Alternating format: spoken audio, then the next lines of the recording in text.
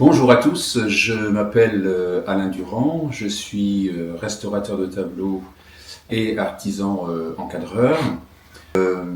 J'approche les 62 ans maintenant et donc je vais vous expliquer la genèse de mon activité. Alors j'ai un parcours quelque peu singulier puisqu'il s'agit d'une reconversion professionnelle qui date du début des années 2000, aux alentours de 2005-2006.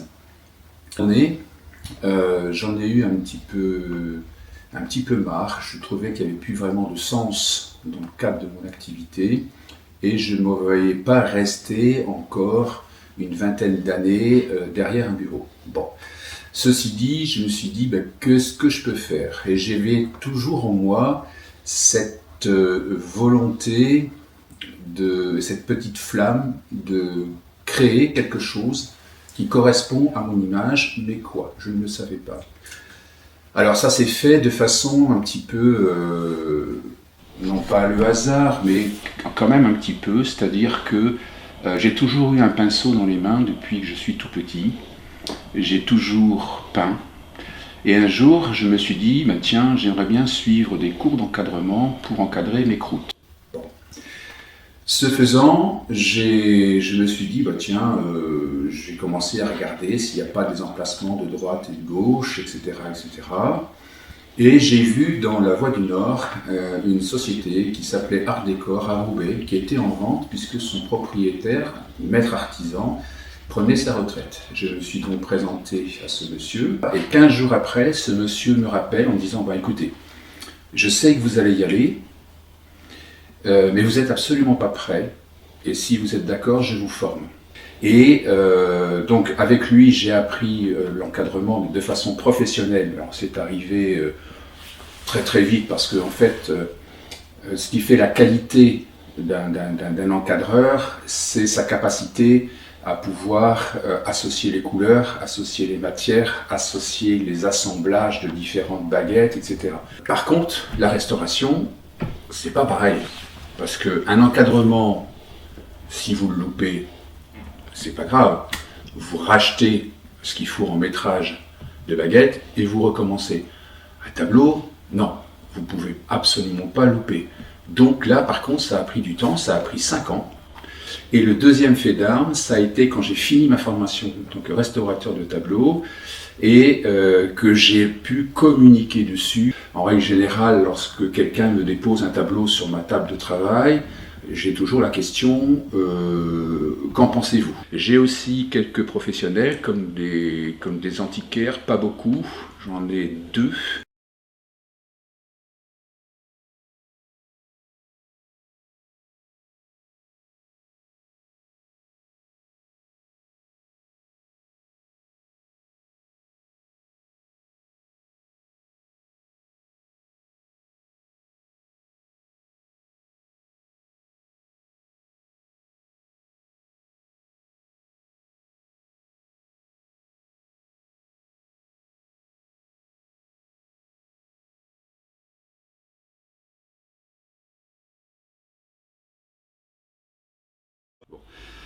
Alors, tout restaurateur commence déjà par faire un diagnostic. Le diagnostic, c'est quoi? Dans les grandes lignes, c'est vérifier la qualité de la toile. Donc, on regarde si il n'y a pas de perforation, on regarde si il n'y a pas de traces d'humidité, et on regarde surtout s'il n'y a pas de repeint sous le vernis. Alors qu'est-ce que c'est qu'un repeint? Un repeint, c'est une intervention qui a été faite a posteriori de la création du tableau. Alors, ce que l'on ne peut pas savoir, c'est si cette restauration a été faite à l'huile ou à l'eau. Si elle a été faite à l'eau, alors il faut faire très attention lorsqu'on enlève le vernis, parce que la solution aqueuse risque de partir avec le nettoyage. Qu'est-ce qu'un repeint? Donc je vais éteindre la lumière et je vais vous montrer avec ce qu'on appelle la lampe de Wood. Donc là je passe ma lampe de Wood sur le tableau, donc ça c'est un tableau que j'ai terminé. Là vous remarquez qu'il n'y a rien d'extraordinaire, voilà, et là hop, vous avez une trace violette. Ça a été l'une de mes interventions, et là également. Ça permet de voir, lorsque vous devez restaurer un tableau, les points qu'il faut faire attention. Après le passage de la lampe de Wood, les points qu'il faut vérifier, et ça aussi c'est important, c'est est-ce que le vernis s'est oxydé. En gros, le vernis a deux propriétés. D'abord, il ravive les couleurs. La deuxième chose, c'est qu'un vernis a un rôle protecteur.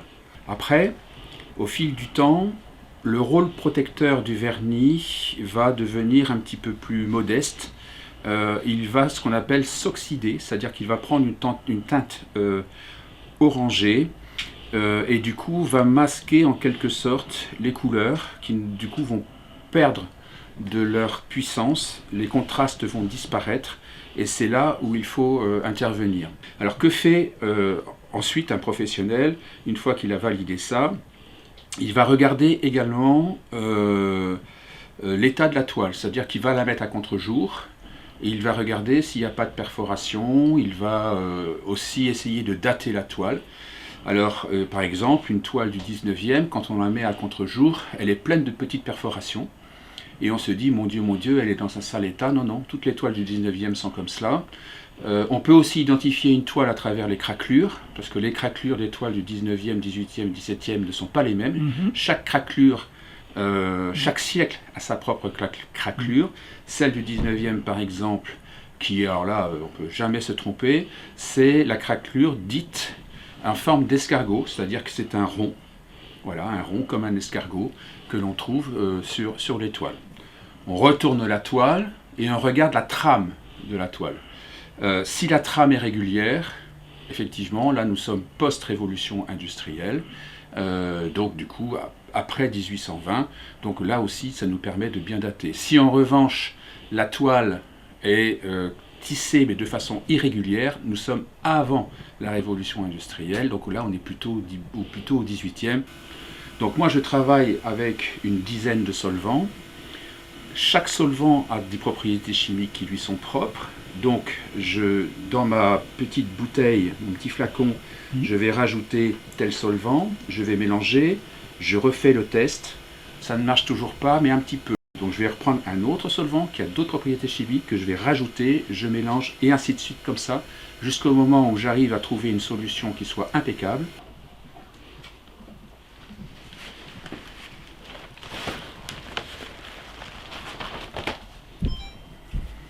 Alors cette toile, comme je disais, est une toile du 18e. Pourquoi? Parce que la trame de la toile, on le constate assez nettement, est complètement irrégulière. Alors là déjà vous pouvez voir, au niveau du traitement, j'ai mis ce qu'on appelle une rustine.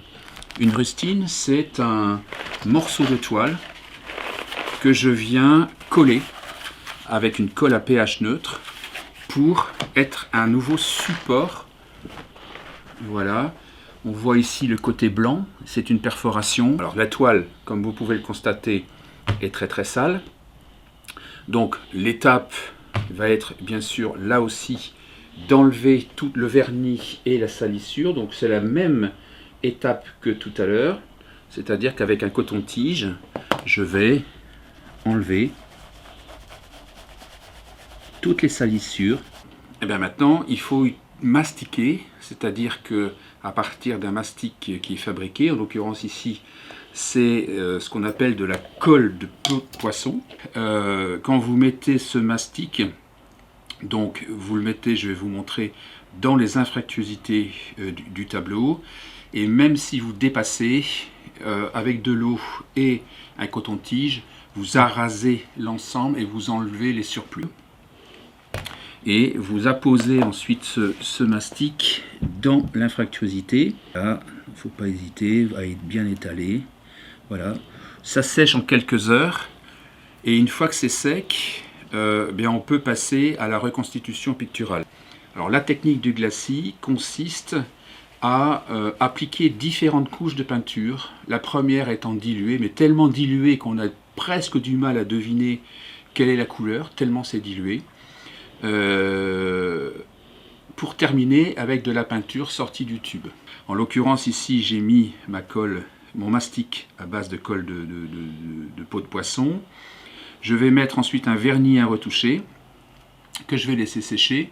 Je vais appliquer ma première couche de peinture que je vais laisser sécher, revernis à retoucher que je vais laisser sécher, et ainsi de suite jusqu'au moment où je comparerai vernis et que je ne verrai absolument aucune différence. Et une fois qu'on a terminé la reconstitution picturale, en l'occurrence ici, il faut la positionner sur un châssis. Je vais donc fabriquer un châssis, très certainement en double croix ici parce qu'il faut des renforts de chaque côté. Et je vais apposer une bande, ce qu'on appelle une bande de renfort, qui va mordre de 2 cm sur l'arrière du tableau, laisser 3 cm ouvert, et qui va me permettre ensuite de tendre le tableau sur le châssis.